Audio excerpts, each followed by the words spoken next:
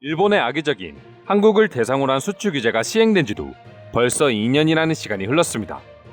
당시만 해도 일본인들은 이제 한국의 산업 절반 이상은 망할 것이라며 떵떵거렸지만 오히려 이제는 한국과의 화해만이 일본의 경제를 살릴 수 있는 방법이다라며 180도 돌변한 태도를 보여주고 있다는데요. 지금부터 자세한 내용 소개해드리도록 하겠습니다. 분명 일본은 산업적으로 먼저 선진화를 이루었고 한국은 일본을 통해 많은 것들을 수입하며 관련 산업을 발전시켜 왔던 것도 사실입니다. 한국인들 그 누구도 이를 부정하지는 않죠. 그렇기에 갑작스럽게 내려진 일본의 수출 규제는 솔직히 한국의 여러 산업에 타격이 없었다고 하면 거짓말이라고 할 수 있습니다. 하지만 한국은 위기를 기회로 삼아 일부 소재와 장비의 경우 국산화에 성공하는 쾌거를 이루기도 하고 일본이 아닌 다른 나라를 통해 필요한 소재들을 수입하게 되면서 수입처 다변화라는 이점도 얻게 되었습니다. 이로 인해 일본에 대한 의존도는 일본 네티즌들의 예상과는 달리 오히려 낮아지는 결과를 얻게 된 것이죠. 물론 아직까지도 일본 의존도는 높은 게 사실이고 해결해야 할 과제가 많은 것도 사실입니다. 하지만 일본의 수출 규제 2년 동안 국내 산업이 거의 피해를 입지 않았다는 점에서 일본의 수출 규제는 사실상 목적 달성에 실패했다고 보는 전문가들의 의견이 대부분이며 한국의 자립화 분위기는 더욱 거세지고 있습니다. 초창기 일본의 수출 규제에 대응하기 위해 정부가 조성한 소재, 부품, 장비, 기업 지원 정책 펀드가 무려 1조 원을 달성했다는 점만 보더라도 일본의 수출 규제가 얼마나 한국인들을 자극했는지 알 수 있는 부분이라고 할 수 있습니다. 산업부에 따르면 올해 안으로 약 6천억 원 이상의 추가 펀드를 조성할 계획이라고 하는데요. 이는 일본의 수출 규제 이전 약 20년 동안 모인 투자 금액보다 2배 이상 높은 수치라고 합니다. 일본 정부의 수출 규제라는 정책이 20년 동안 모였던 관련 투자 자금을 단 1년 만에 모으게 해준 것이죠. 결국 한국과 한국인들의 능력을 무시하고 비웃었던 일본인들은 오히려 자신들의 악수로 인해 단기적인 피해뿐만 아니라 장기적으로는 경쟁 산업을 키워버린 꼴이 되어버렸습니다. 해당 사실이 일본에도 알려지자 이제 일본인들은 한국과 화해하고 협력하는 길이 일본 경제가 살 길이다라며 불과 2년 전과는 완전히 돌변한 태도를 보여주기 시작했습니다. 물론 아직까지도 한국을 무시하는 일본인들이 많은 것도 맞지만 전염병과 올림픽 문제 등으로 인해 일본의 경제가 날이 갈수록 심각해지자 이제는 현실을 깨닫는 일본인들도 증가하고 있는 것이죠.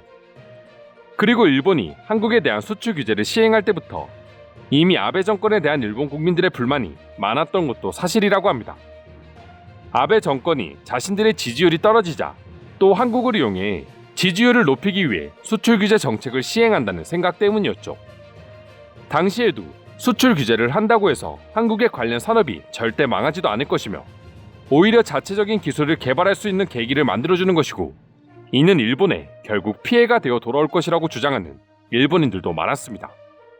지금 한국을 보게 되면 당시 일부 상식적인 일본인들의 예상처럼 상황이 흘러가게 된 것이죠. 이 외에도 수출 규제 후 한국의 현재 모습을 보고 일본 네티즌들은 일본 정부에 대한 강도 높은 비난을 퍼붓는 등 다양한 반응을 보여주고 있는데요. 지금부터 해당 주제에 대한 자세한 일본인들의 반응 소개해 드리도록 하겠습니다.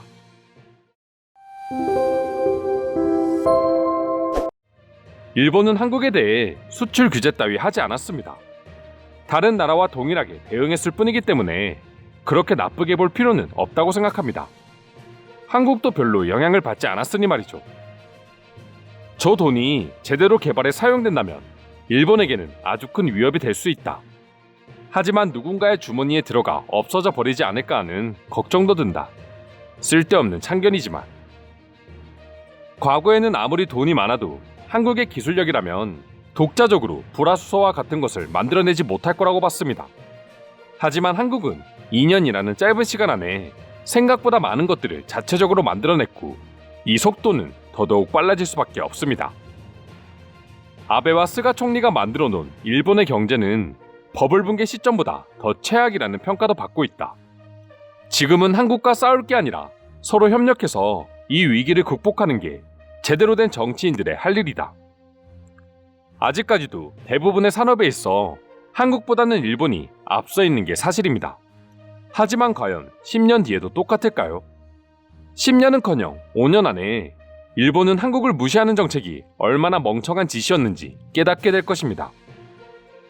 한국이라고 모두 잘난 것은 아니지만 지금 일본의 막대한 부채를 해결하기 위해서는 분명 한국도 어느 정도 도움이 될 수 있는 부분이 있을 거야. 한국은 그저 중국의 길을 걷고 있을 뿐입니다. 아무리 자금을 모은다고 해도 관련 기술이 없거나 부족해서 부실한 결과물을 만들어낼 수밖에 없겠죠. 결국 1조 원이라는 돈은 허공에 날리게 되는 겁니다. 나도 한국을 좋아하는 건 아니지만 기술력적인 부분에 있어서 한국은 중국과 비교할 대상은 아니라고 봐. 기술력만 따지면 한국, 중국, 일본 중에서 일본이 최하위 아닌가요? 80년대 이후로 두 나라에게 모든 순위를 빼앗기고 있는 일본이 할 만은 아니라고 봅니다. 같은 아시아인으로서 반가운 소식이네요. 일본과 한국이 사이좋게 산업을 도모한다면 미국, 중국과 견줄 수 있는 충분한 경제력을 가질 수 있는 것 같은데 너무 아쉽습니다. 한국은 일본의 수출 규제를 전혀 신경 쓰지 않는 것처럼 보여. 물론 규제 초반에는 한국도 힘든 기색이 역력했지만 곧 모든 역경을 이겨냈고 결국 한국이 일본에게 승리를 거뒀다. 일본은 더 이상 한국에게 떵떵거릴 처지가 아니야. 아마도 일본이 규제를 조금 더 강화하더라도 한국은 충분히 극복할 것입니다. 그냥 그 시간에 입국 관리를 강화하는 게 맞지 않을까요? 한국인들은 돈을 아무리 번다 하더라도 머릿속의 구조가 일본인과 완전히 다릅니다. 그들은 결국 돈만을 쫓을 뿐이죠. 사람들의 신뢰까지 얻을 수는 없을 것입니다. 자체적인 생산 능력을 갖췄다는 것부터 이해하다. 일본의 기업에서 불화수소를 빼냈을 것이고 결국 어느 기업에서 한국에게 기술을 전파했는지 우리 스스로 파헤쳐야 한다. 수출 규제는 아직 전혀 하지 않았습니다. 일본의 규제는 이제부터 시작될 것입니다. 다시 한번 일본과 좋은 관계를 맺고 싶다면 한국은 하루라도 빨리 잘못을 인정하고 문제를 바로잡기 바랍니다. 한국의 기술력은 이미 일본을 웃돌고 있습니다. 더 이상 한국에게 전파할 기술이 없습니다. 오히려 일본이 한국으로부터 수입해야 할 것들이 넘쳐나고 있지 않나요? 고이즈미 때부터 이어져 오고 있는 일본의 경제 몰락은 이제 더 이상 걷잡을 수 없게 됐습니다. 우리가 지금의 위기를 이겨낼 수 있는 방법은 한국과 힘을 합쳐서 더 많은 발전을 도모하는 것이 유일하지 않을까 싶을 정도입니다. 일본 국민들을 조금이라도 생각한다면 일본 정부는 하루라도 더 빨리 한국과 단절된 외교를 다시 시작해야 할 것이다. 한국인들의 발길이 끊긴 대마도와 오키나와는 더 이상 버티기 힘들 정도까지 와버렸어. 이상으로 일본의 수출 규제 대응 펀드 1조 원 돌파에 대한 일본인들의 반응 살펴보았습니다.